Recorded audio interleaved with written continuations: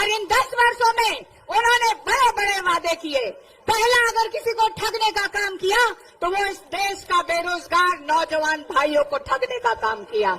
कहा गया कि उनको प्रत्येक वर्ष 2 करोड़ नौकरी देंगे। इन 10 वर्षों में वो 20 करोड़ होता है। किसी को नौकरी मिली है क्या? दूसरा वादा उन्होंने किया कि प्रत्येक व्यक्ति के खाते में 15-15 लाख रुपए आएगा।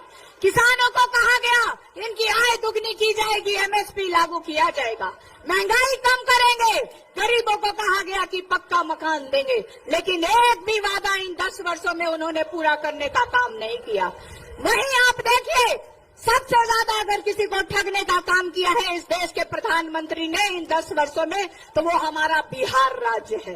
बिहार राज्य को कहा गया विशेष राज्य का दर्जा मिलेगा, स्पेशल पैकेज मिलेगा। बिहार की जो एक समस्या है बेरोजगारी और पलायन, इसके लिए फैक्ट्रियां लगाई जाएंगी।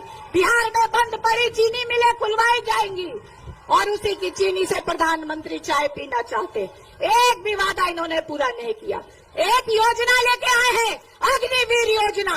बताइए, 18 वर्ष का हमारा नौजवान भाई देश की सेवा करने जाएगा और जब उसकी उम्र 22 साल की होगी तो उसको रिटायर करके घर बिठा दिया जाएगा। और इस देश के प्रधानमंत्री 10 साल से राज कर रहे हैं, अभी भी इनका मन नहीं भरा है। 73 या 75 वर्ष के हो गए हैं।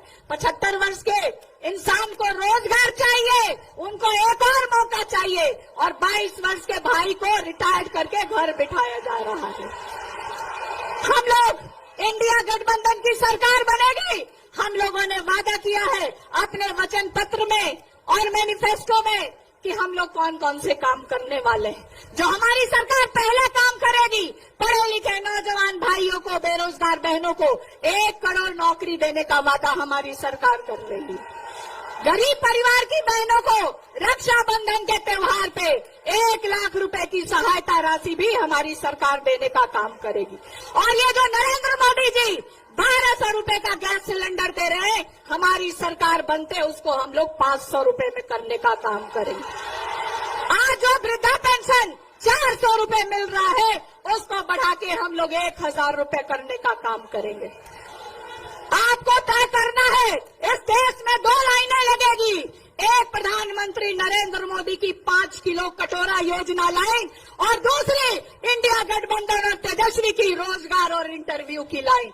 ये आपको तय करना है कि आप अपने बच्चों को किस लाइन में देखना चाहते हैं।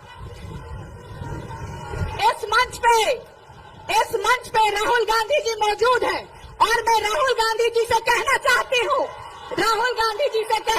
हूँ कि पालीगंज की एक बड़ी समस्या है।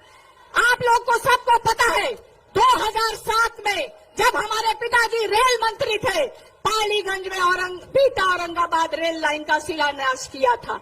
आज तक वो काम अधूरा है और मैं चाहती हूँ कि इंडिया गठबंधन की सरकार बने राहुल गांधी जी, तो पहला काम हो जो बीटा औरंगाबाद रेल लाइन की काम शुरू हो जाए।